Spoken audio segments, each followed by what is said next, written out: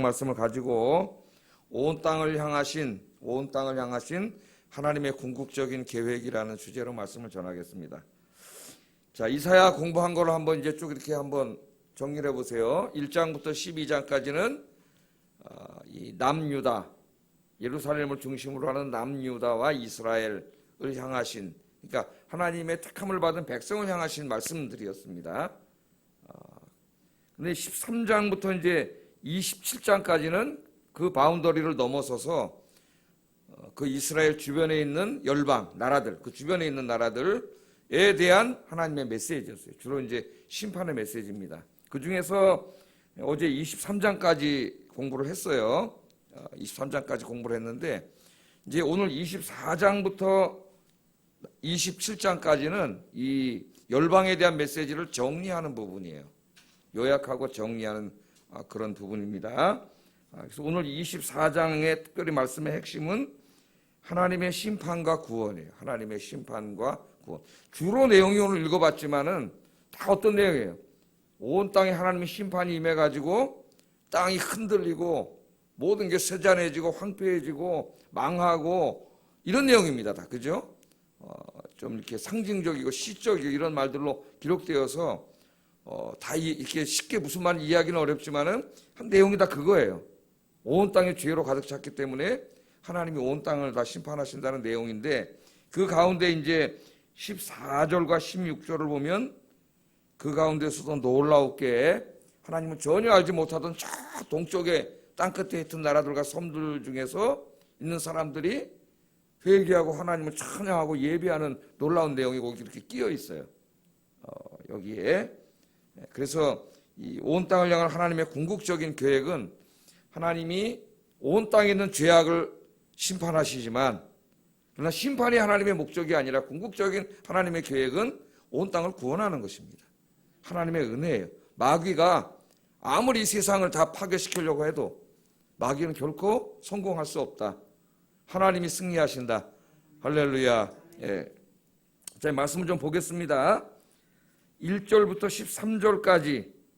13절까지에 보면은 온 땅에 임할 하나님의 심판의 메시지가 쫙 나와 있어요. 선지서를 읽으면 주로 하나님이 선지자를 통해 인간이 지은 죄들을 지적하시고 그 죄를 회개하라고 요청하시고 회개하지 않을 경우에는 그들에게 하나님의 무서운 심판이 임하는 것을 예언하는 말씀들이 상당히 많이 나와요. 하나님은 사랑의 하나님이고 구원의 하나님이고 은혜의 하나님이고 이런 것만 생각하는 사람은 선지서에 나오는 하나님의 이 공의의 하나님에 대해서 잘 알지 못하는 거죠. 선지서를 통해서는 우리 하나님의 공의에 대해서 배우게 됩니다. 자, 인간이 살고 있는 온 땅에 1절부터 13절까지 보면은 하나님의 심판이 임할 것을 선포하고 있어요. 자, 이제까지 1장부터 23장까지는 유다와 북이스라엘 그리고 그 주변에 있는 나라들 뭐 이집트라든가 아수르라든가 블레셋이라든가 모압이라든가 암몬이라든가 두로와 시돈이라든가 그 주변에 있는 나라들에 대해서 얘기를 했는데 24장은 그것을 요약 정리하면서 이제는 하나님의 그 심판의 범위가 온 땅으로 확장됩니다. 온 땅, 온 세계 열방으로 확장이 돼요. 1절 한번 읽어보겠습니다. 시작.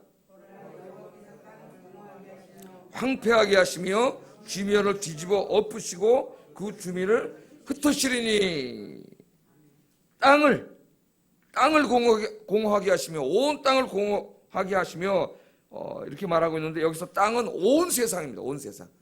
지구에 땅들 있잖아요. 바다와 땅으로 되어 있지 않습니까? 이 지구에 있는 온 땅이니까 전 세계를 말하는 거예요. 전 세계에 임할 하나님의 말씀인데 하나님이 이 온 세계 땅을 다 공허하게 하시고 황폐하게 하실 것이다. 그렇게 말씀을 하세요. 아마 세상 사람들이 하나님 모르는 사람들이 말씀들은 웃을 거예요. 야, 이게 무슨 소리냐. 우리 인간이 얼마나 위대한데 지금도 이렇게 엄청난 문명을 만들고 4차 산업혁명 시대에 접어들어가지고 과학기술은 계속 발전하고 경제도 발전해서 우리가 지금 이 땅에다가 하나님도 만들 수 없는 천국을 만들어가고 있는데 뭔 소리야. 어리석은 자예요. 어리석은 자들. 인간의 세상이 이렇게 영원하지 않아요. 하나님이 공허하게 하고 황폐하게 하실 것이다. 그렇게 말을 하고 있습니다. 자, 원래 하나님의 형상으로 인간은 어떻게 지음받았어요? 하나님의 형상으로 지음받았죠. 하나님의 형상을 반영하는 존재, 하나님을 닮은 존재로 지음받았습니다. 그래서 인간은 다른 피조물들과는 구별돼요. 그래서 인간에게는 뭐가 있어요? 인권이 있어요. 인권이. 예? 요새는 동물들도 사랑해가지고 동물들도 함부로 하면 안 되죠. 그래서 막 요새는 또 이 강아지 키우는 사람들이 많아가지고 강아지에게도 뭐가 있어요? 인권이라 그러면 안 되고 뭐라 해야 되지? 견권이라 해야 되나? 예? 견권. 강아지도 막 사람처럼 해가지고 남의 강아지 때리거나 막 이랬다는 잡혀갑니다. 요새는. 예? 고양이도 막 함부로 발로 차면 잡혀가요. 뭐 이제 하나님의 피조물들을 보호하는 것은 뭐 나쁜 건 아니겠죠. 이 인간들은 특별히 하나님의 인권. 왜 인권이 있어요? 인간은 조롱한 존재예요. 함부로 하면 안 돼. 누구도 어떠한 권력자도 인간을 한 사람의 개를 함부로 할 수 없어요. 왜? 그 모든 인간은 하나님 형상으로 지음받았어. 그렇기 때문에 인간은 존엄한 존재예요. 그래서 인간에게 인권이 있어요. 인권. 그 인권을 유린하는 자는 하나님의 심판을 받습니다. 인간은 고귀한 자죠. 그냥 원래 하나님의 형상으로 지음받았기 때문에 하나님의 복을 받아서 이 땅에서 잘 살아야 돼요. 이 땅은 누가 창조하셨어요? 하나님 창조하셨어요. 거룩한 땅입니다. 이 땅이. 예? 또 인간은 하나님 형상으로 하나님이 창조하셨어요. 그리고 이 땅에 하나님의 형상을 닮은 인간을 만들어 놓고 하나님 거기 살게 하셨어요. 살게 하실 때에 아담과 하와에게 하나님 뭐라고 말씀하셨습니까? 야, 너네 이제 땅은 다 황폐하고 망할 거야. 너희도 망할 거야. 그렇게 말씀하지 않았어요. 창세기에. 뭐라 그랬어요? 예? 생육하고 번성하여 땅에 충만하라. 하나님이 복을 주셨어요. 이 땅도 잘 되고 인간들이 땅이 잘 돼야 우리도 잘 되잖아요. 거기서 농사도 잘 돼야 먹고 살고 과일도 잘 돼야 되는 거니까. 예? 원래 인간은 하나님의 형상으로 지음받아서 하나님이 주신 땅이 잘 되고 열매를 많이 맺고 그래서 거기서 잘 먹고 잘 살게 하나님이 행복하게 살게 만들어 놨어요. 그런데 인간이 죄 짓고 타락한 다음부터 이제 땅이 인간을 향하여 가시를 내고 엉겅퀴를 내고 이렇게 됐죠. 고통을 당하게 됐습니다. 자, 원래 이렇게 하나님 복을 받고 살아야 되는데 창세기의 약속이 지금 오늘 본문에 보면 거꾸로 돼요. 거꾸로. 생육하고 번성하여 땅에 충만하라. 예? 땅에서 잘 되고 하나님이 복을 주시겠다고 약속하셨는데 오늘 말씀해 보면은 이 땅이 공허하게 되고 황폐하게 될 거라고 말씀을 합니다. 이거 왜 그러느냐? 5절에 나와요. 그 이유가. 잘 알아두셔야 돼요. 중요합니다, 여러분. 이 말씀은 인류가 존재하는 한 보편적인 진리예요. 하나님 말씀. 그대로 돼요. 5절 읽어보겠습니다. 시작.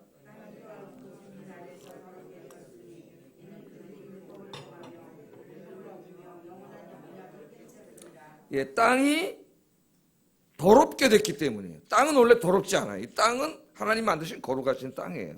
하나님의 창조 세계는 그 자체가 선해요. 예?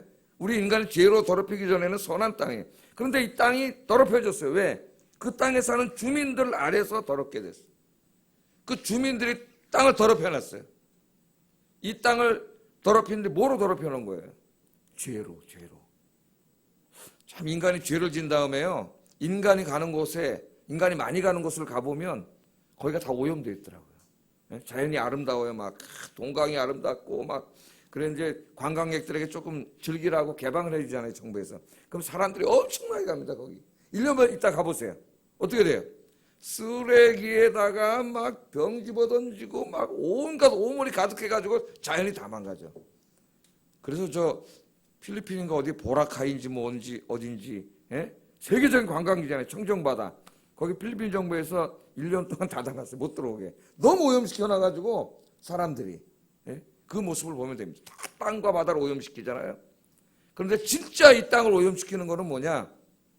인간의 죄입니다. 죄. 인간이 죄를 지을 때마다 그 땅은 더러워져요. 하나님 거룩하신 하나님이기 때문에 더러운 곳에 있지 않아요. 죄가 더럽게 돼요. 그러니까 교회도 거룩한 곳이죠. 교회 여기 오는 사람들이 죄를 자꾸 지면은 그 교회가 더럽혀져요. 그러면 하나님 떠나세요. 그 우리 어디서 공부했어요? 에스겔서 공부할 때 공부했죠. 하나님의 성전이 거룩한데 하나님의 영광이 가득했던 성전에 거기 성전에서 자꾸 죄를 지니까 에스겔 9장, 10장, 11장 보면 어떻게 돼요? 하나님 영광이 동쪽 문으로 싹 빠져나가요. 하나님 떠나가니까 어떻게 돼요? 그 다음에 바벨론 군대가 쳐들어와가지고 그 성 다 불태워 버렸어. 없어져 버렸잖아요. 이게 죄가 더럽히는 거예요. 이 땅을 더럽혀요. 자, 인간이 죄를 져서 더럽게 하는데 그 땅이 왜 더러워지냐면 죄가 뭐냐면 그들이 율법을 범하며 율례를 어기며 영원한 언약을 깨뜨려. 그게 죄예요. 자, 율법, 율례, 영원한 언약은 하나님께서 모세에게 주신 율법의 말씀들이라 할 수 있습니다. 그럼 우리 생각할 때 율법의 말씀은 이스라엘한테만 해당되는 거 아니야? 그런 생각을 가질 수가 있어요. 이건 참 잘못된 생각이에요. 그 율법의 말씀을 누구에게 적용하고 있습니까? 온 땅에 사는 사람들이 범했다 그래요.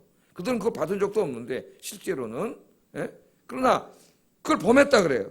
그러니까 여기 나오는 율법은 이스라엘이 지켜야 하는 것만이 아니라 온 인류가 지켜야 되는 하나님의 법이에요. 창조의 법.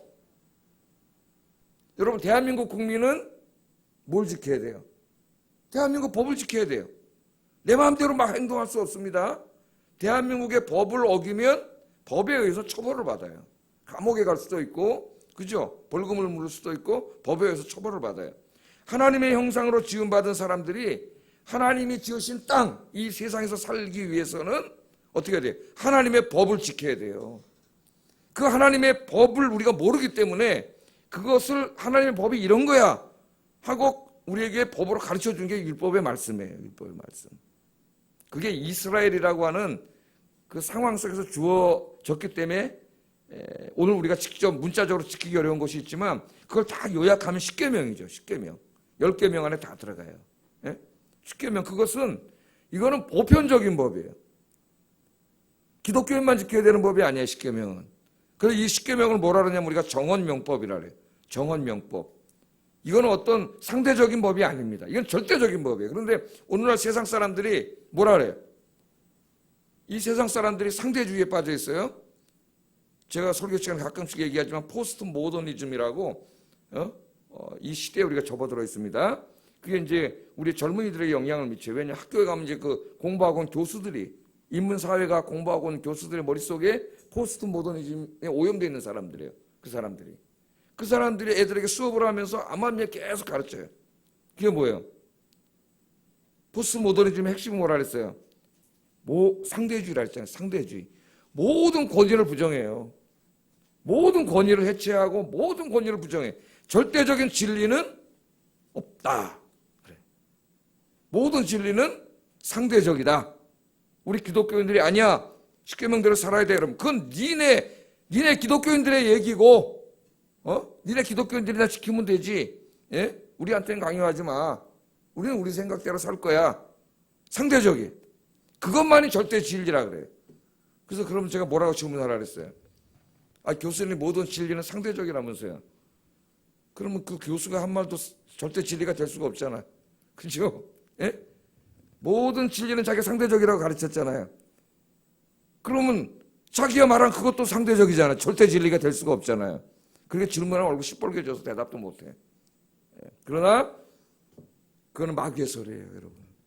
하나님이 창조하신 세상이기 때문에 우리 모든 인간이 지켜야 될 정언명법이 있어요.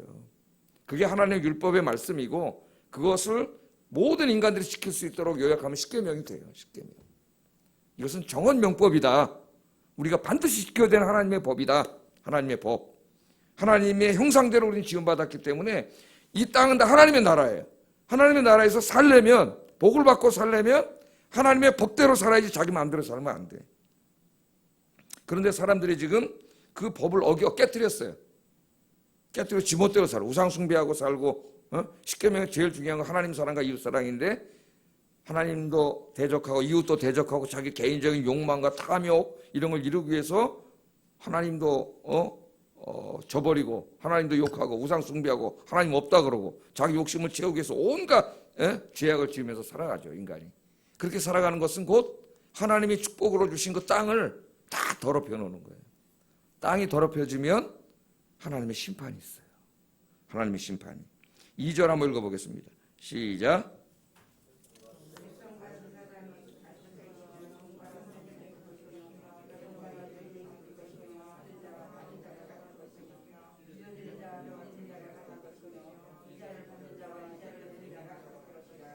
예, 여기 6종류의 사람들이 대조되고 있습니다. 예?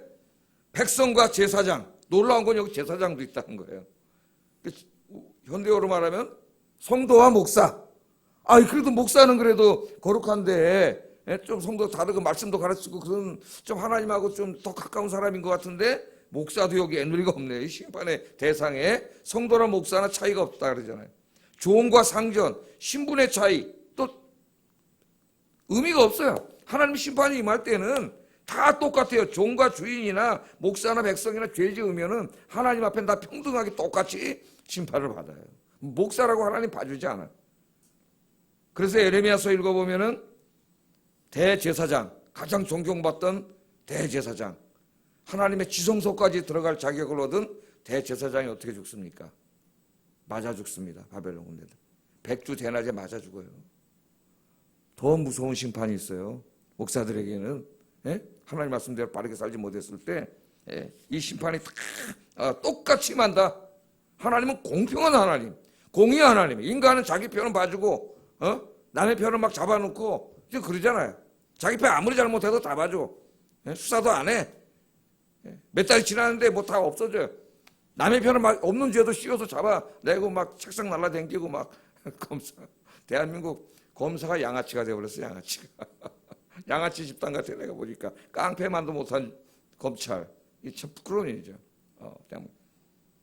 하나님은 공의로우세요. 봐주지 않아요. 똑같아. 모든 사람에게 하나님은. 자, 그 하나님의 심판이 온 땅에 임하는데 그게 이제 상징적인 시적인 예언적인 언어로 6절부터 12절까지 있는데 이게 지금 온 세상에 그대로 이루어지고 있다는 걸 우리가 알아야 됩니다.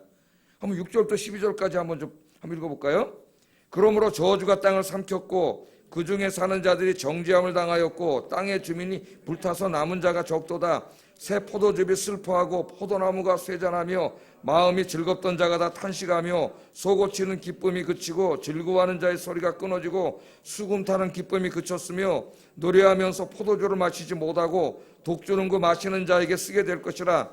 약탈을 당한 성읍이 허물어지고 집마다 닫혀서 들어가는 자가 없으며 포도주가 없으므로 거리에서 부르짖으며 모든 즐거움이 사라졌으며 땅의 기쁨이 소멸되었도다. 성읍이 황무하고 성문이 파괴되었느니라. 이렇게 된다는 겁니다. 그 땅을 그 죄로 더럽히면, 그런데 그 조금 더럽혔다고 하나님이 이렇게 하진 않으시죠. 하나님이 어제 제가 뭐라 그랬어요? 하나님의 창조 세계를 다 파괴시킬 만큼 그만큼 위협적인 죄가 이루어지면은 하나님 심판이 있다 그랬어요. 어제 제가 지금 말씀드렸죠. 여기 보세요. 하나님 심판이 임하니까 결과가 어떻게 돼요? 기쁨이 사라져. 잘 아셔야 됩니다, 여러분. 기쁨이 사라져요. 슬픔과 탄식이 가득해져. 기쁨이 사라져. 땅은 황폐하게 돼. 경제고 뭐 농사고 뭐고 다 안 된다는 거예요. 황폐하게 돼. 전쟁과 약탈이 벌어지고, 저주가 땅을 삼키고, 인생의 모든 일들이 다 쇠잔해져. 안 돼. 그렇게 된다는 거예요. 한마디로 말하면 인간의 기쁨과 즐거움이 사라진다는 거예요. 지금 인간들이 돈도 많고 얼마나 막 즐기며 살고 있습니까? 이 세상 영원할 거야 그러면서 막 즐기며 살고 100세까지 살자. 100세까지 즐기며 살려면 돈 좀 있어야 돼. 그러면서 막 지금 즐기고 젊은이들도 즐기고 막 서울을 나가보면 막 그렇게 살잖아요. 근데 하나님이 이제 어느 날 심판이 임하면은 기쁨과 즐거움, 인간이 누리던 기쁨과 즐거움이 싹 사라져 버려요. 여러분 그걸 지금 우리가 일부 경험하고 있어요. 일부. 자, 지금 전염병과 자연재해, 이 홍수 막 폭우로 인해 가지고 온 세계가 지금 고통당하고 있는데 지금 기쁨이 사라졌어요. 온 세계에. 코로나 바이러스의 지금 확진자 수가 2천만 명 육박하고 하루에 30만 명 이상씩 지금 늘어나고 있습니다. 우리나라는 그래도 이제 지금 줄어들고 있는데 우리나라 사람들은 참 정말 너무나 선한 백성인 것 같아요. 제가 지난주에 저 강원도 가보니까 강원도에는 확진자가 한 명도 없은 지가 한 3주 됐는데도 내가 보니까 살길 지나가는데 다 마스크 쓰고 있더라고. 여기서 쓸 필요가 없는데, 거기는 뭐 몇 주 없었어요. 그리고 더더군다나 뭐 이렇게 호숫가가 없고 그런데 뭐 안 써도 되는데 다 쓰고 다니더라고. 진짜 안 쓴 사람은 내가 저 둔내 산골짜기 집에 오다가 옥수수 하나 사 먹으려고 내렸더니 산골짜기 아줌마는 안 쓰고 있어서 내가 아유 아주머니 참 부럽습니다 이런데 좋은 데 사시고 그러니까 웃더라고. 마스크도 안 쓰시고 혼자 사는데 뭐 쓸 필요 뭐 있고 써요. 예? 근데 사람 참 착해요. 정말 이 더운데도 길거리 보세요. 탁 쓰고 다니고 저 서양 사람 말 푹 자고 안 들어요. 가지 말래 마스크 안 쓰고 해수욕장에 새까만큼해서 안 쓰고 그러니까 이게 막 옮기되는 거 쟤네들은 막 진짜 말 안 들어요. 왜냐하면 걔네들은 어떻게 돼? 자유가 굉장히 발달되어 있는 나라입니다. 국가에서 간섭하는 거 그런 데 익숙하지 않아요. 그래서 듣지 않아요. 나는 내 마음대로 살 거야. 그런 사람. 근데 우리나라 사람들은 정말 마스크 다 쓰고 오늘 예배에도 참 안 써도 되지만 다 쓰고 이렇게 들으니까 할렐루야입니다. 할렐루야. 착한 백성이다. 그런 생각이 들어요. 그러나 지금 세계는 그래. 지도를 한번 보세요. 지도. 징그럽잖아 이거. 지금 뭐라 그랬어요? 온 땅의 기쁨과 즐거움이 사라진다 그랬습니다. 땅이 황폐하고. 그런데 지금 온 땅의 기쁨과 즐거움이 사라지고 땅이 황폐했어요.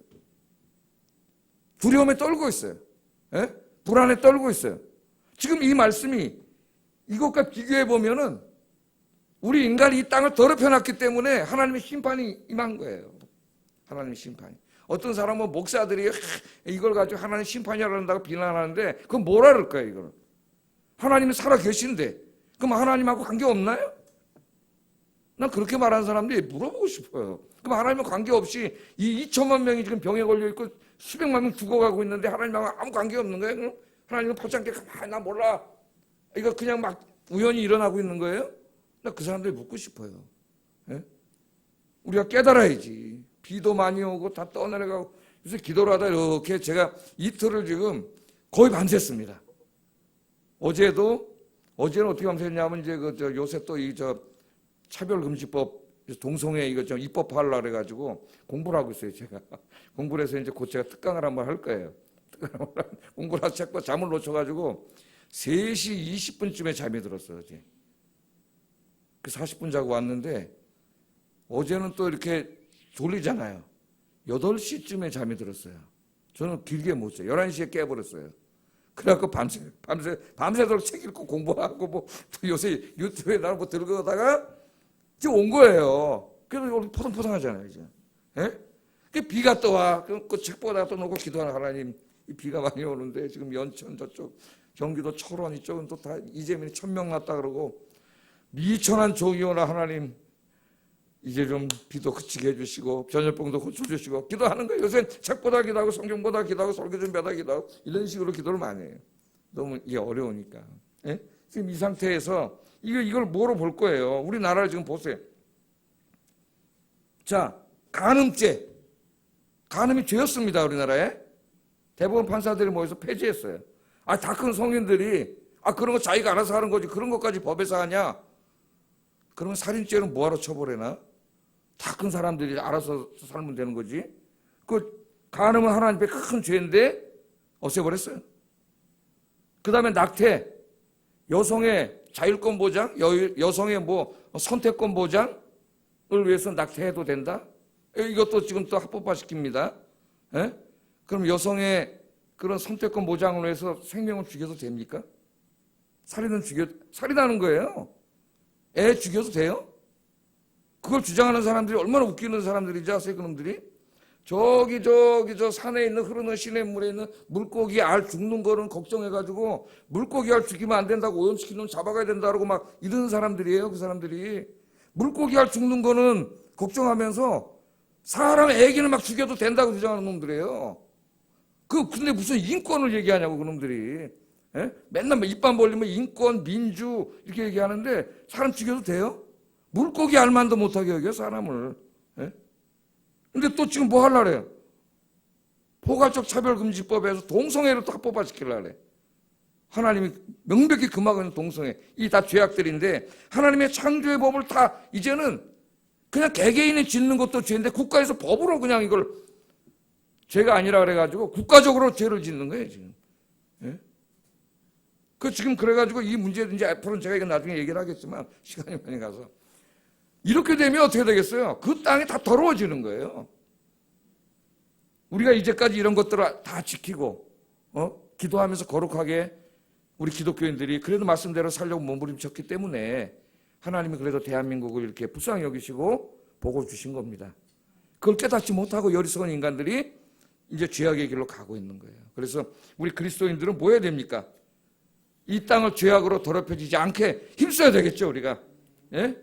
하나님 10명만 있어도 소돔과 고모라를 멸망시키지 않는다 그랬는데 우리 그리스도인들이 그래도 1800명 개신교, 가톨릭까지 하면 뭐 1000명, 1000만 명 된다고 하는데 우리 그리스도인들이 정말 이제 어떻게 살아야 돼요? 우리 멋대로 살면 안 된다고. 이제 교회만 왔다 갔다 한다고 교인이 아니에요. 진짜 교인은 누구예요? 하나님의 말씀대로 사는 사람이 하나님의 교인, 백성이지 지 멋대로 사는데 무슨 하나님의 백성이에요? 하나님의 백성이면은 하나님의 법을 지켜야 돼요. 우리 그리스도인들이 이대로 살면, 예? 하나님의 법을 지키면 그게 하나님의 의를 행하는 거예요. 우리가 신학적으로 말하면 그게 거룩을 행하는 거예요. 그러면 하나님이 이 땅을 지켜주실 줄로 믿습니다. 우리에게 달렸다. 이제는 우리 기독교인들이 잘 살아야 돼. 막 살면 안 돼요. 엉터리 신앙생활하면 안 돼요. 세상에 나가서 모든 분야에 있어서 하나님 말씀대로 살아야 되겠고 또 목사도 잘 가르쳐야 되겠다. 그래서 제가 이제 이 동성애라든가 뭐 이런 부분들을 이제 설교가 많다 보니까 계속 한 번에 연구할 시간이 안 나와. 내가 설교를 많이 하다 보니까 조금씩 읽다가 밤에도 읽고 막 이래가지고 이게 되면 이제 한 번씩 또 우리 청년들도 다 모아서 한 번씩 주일날 오후에 강의하고 이런 식으로 해야 되겠다 이런 생각이 있어요. 잘 가르쳐서 정말 우리 인간이 사는 땅을 우리가 더럽히지 않고 하나님 기뻐하는 땅으로 만드는 일에 힘쓰시는 여러분 되기를 주의 이름으로 축복합니다. 자, 그런데 이렇게 하나님의 심판이 전체 24장을 다 감싸고 있는데 아까도 말했듯이 그중에 14절, 16절을 보면은 굉장히 희망적인 미래를 이사야가 보고 있습니다. 자기가 살고 있는 현재도 지금 17절부터 보면은 정말 자기 자신도 세잔해지고 절망의 시대를 살고 있고 온 땅도 지금 그렇게 될 것이라고 예언하고 있어요. 앞에는. 그런데 그 중간에 희망적인 이야기를 하는 14절에서 16절 상반절까지 한번 읽어보겠습니다. 시작.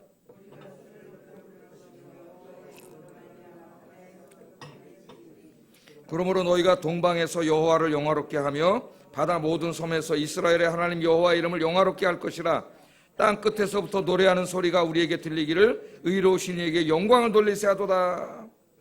자, 이사야는 하나님의 심판, 온 땅에 하나님의 심판이 임하는 것을 보고 또 자기가 살고 있는 유다 땅에도 하나님의 심판이 현재도 임하고 미래는 온 땅이 임하는 것을 보는데 그 가운데 아주 소망적인 이야기를 하나 합니다. 예언을 하는데 그게 뭐예요? 심판 가운데 온 땅에 심판이 임하는데 그 가운데 생존한 자들이 하나님께 돌아오는 모습을 보고 있어요. 네? 하나님의 심판이 긍정적인 결과를 가져오는 겁니다. 잘 보셔야 돼요. 긍정적인 결과를 가져요. 바다에서, 동방에서, 바닷가 섬들에서, 땅 끝에서 어떤 일이 벌어져요? 사는 사람들이 야훼 하나님을 찬양하는 소리가 들려와. 근데 이들이 뭐라 그래요? 야훼 하나님의 이름을 영화롭게 하자. 영화롭게 하자. 지금 이스라엘도 다 죄짓고 있는데, 예? 영화롭게 하자. 의로우신 하나님께 영광을 돌리자.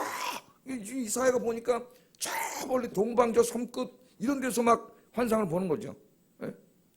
그런 소리가 들리는 거예요. 지금 자기 백성들도 다 죄짓고 있는데 하나님의 백성들도.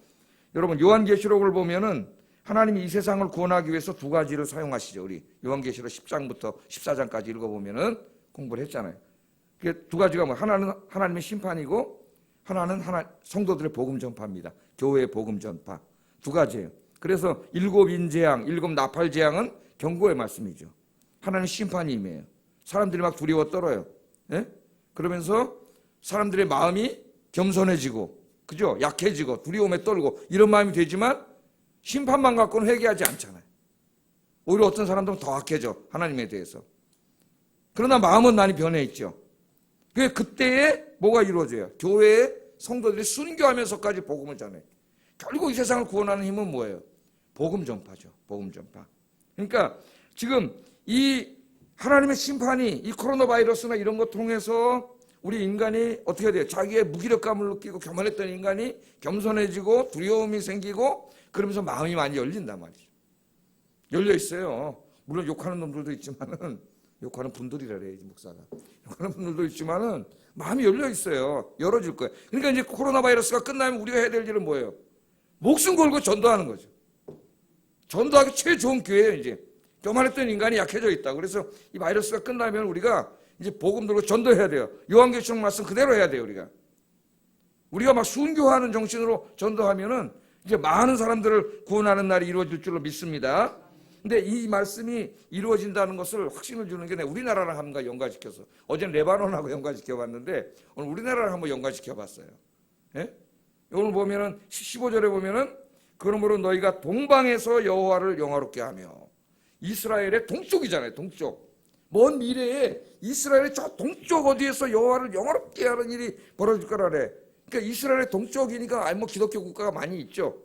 그러나 이 나라를 생각할 때 우리나라가 생각이 나더라고. 우리나라가. 동방에서는 그래도 우리나라가 제일 그 복음화가 많이 돼 있지 않습니까? 예? 저 끝에 있는 나라. 불과 200년 전만 해도 기독교를 박해하고 신자들을 처형하던 이 죄악의 나라가 지금은 세계에서 그래도 열정적으로 하나님을 찬양하고 예배하는 나라가 되어 있잖아요. 제일마다 이 새벽 예배, 이 서양 사람은 새벽 예배 없는데 새벽 예배까지 해가지고 오늘 이렇게 이 장마철에 힘들어 죽겠는데, 예? 목사도 잠 샜으면 4시에 자야 되는데 꼭 이상하게 또 4시 되면 또 졸리더라고. 잠이 상처를 오다가 꼭 희한해요. 예? 아이 잘까? 이 와서 우리가 기도하고 이 찬양을 하고 하나님 기뻐하실 것 같아요? 안 기뻐하실 것 같아요? 기뻐하시죠. 그러니까 전혀 변할 것 같지 않았던 대원군 때, 예? 그 조선 말에 엄청난 기독교를 잡아 죽였던 이 나라가 이렇게 될 줄은 꿈에도 몰랐죠. 더더군다나 이사야가 예언할 당시에는 이 나라는 존재하지도 않았어요. 저기에. 그런데 이 하나님의 말씀은 놀랍게 이루어지고 기독교를 인도로 잡아 죽이던 나라가 지금 이 동방에서 제일 기독교가 번창하는, 부흥하는 나라가 됐다는 거예요. 이게. 네? 저절로 됐나요? 성령님이 오셔갖고 저절로 했나요? 아니죠. 누가 했어요? 선교사들이 왔잖아요. 미국에서. 예? 미국에 감사해야죠. 미국 교회에. 미국 교회에서 돈으로 성도들이 헌금을 내가지고, 예? 그 헌금으로 우리 한국 교회 와서 여기 학교도 지어주고, 여기 이대, 연대, 여기 우리 산 증인이잖아요. 다 여기 지금. 예? 여기 있는 교회들, 예? 다 학교 지어주고 병원 지어주고, 이 세브란스 병원 다 누가 지어줬어요, 이거. 예? 그래가지고 이렇게 한 거예요. 그냥 믿음의 사람들이 헌금 내고 선교사들은 오고 목숨 걸고 순교하면서 복음 전해서 이렇게 된 거예요. 그러니까 이 말씀을 보면서 이제 우리가 이사야와 같은 꿈을 갖고 또 우리나라에 같은 선교사들과 같은 우리 기독교인들이 하나님의 비전과 꿈을 가져야 된다. 꿈을 그렇게 생각합니다. 그래서 그리스도인들이 이제 이 꿈을 꿔야 돼요. 저 여러분이. 이제 우리 꿈은 저 푸른 초원 위에 그림 같은 집을 짓고 사랑하는 님과 함께 한 백년 살고 싶어. 그거 우리 꿈이 되면 안 됩니다. 남진이란 가수가 노래 불렀어. 저 푸른 초원 위에 그림 같은 집을 짓고, 그거 우리 꿈 아니에요, 다? 사랑하는 님과 함께 한 백년 살고자, 이게 꿈이잖아요. 이제는 이런 꿈을 버리고 여러분 이사야가 꿨던 꿈, 선교사들이 꿨던 꿈을 꾸고, 예? 여러분 열심히 복음 증거하시는 우리 아영교회 성도들이 되시기 바랍니다. 이제 바이러스 끝난 다음에 우리가 열심히 전도해서 매 주일마다 이 교회로 사람들이 몰려오는 꿈, 이사야가 봤던 이 꿈, 도저히 변할 것 같지 않은 저 사람이 예수 믿고 구원받아 아영교회로 와서 하나님 예배하는 꿈을 함께 꾸는 우리 성도들 되시기를 주의 이름으로 축복합니다.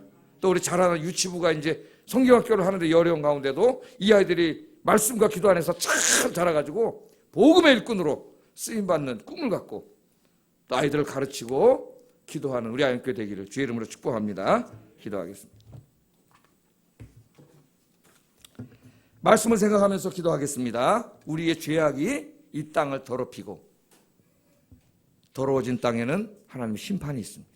이 땅의 미래는 우리 그리스도인들에게 달려있어요. 하나님, 내가 오늘부터 내 마음대로 살지 말고 정말 하나님의 법, 하나님의 법이 성경 말씀이죠.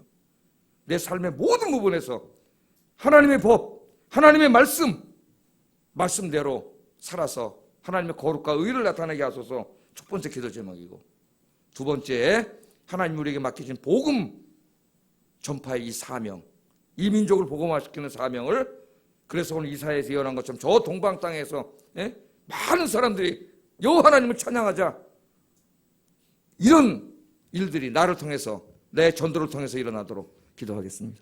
사랑과 은혜가 충만하신 아버지 하나님 감사합니다. 오늘 새벽에 무더운 여름이고 장마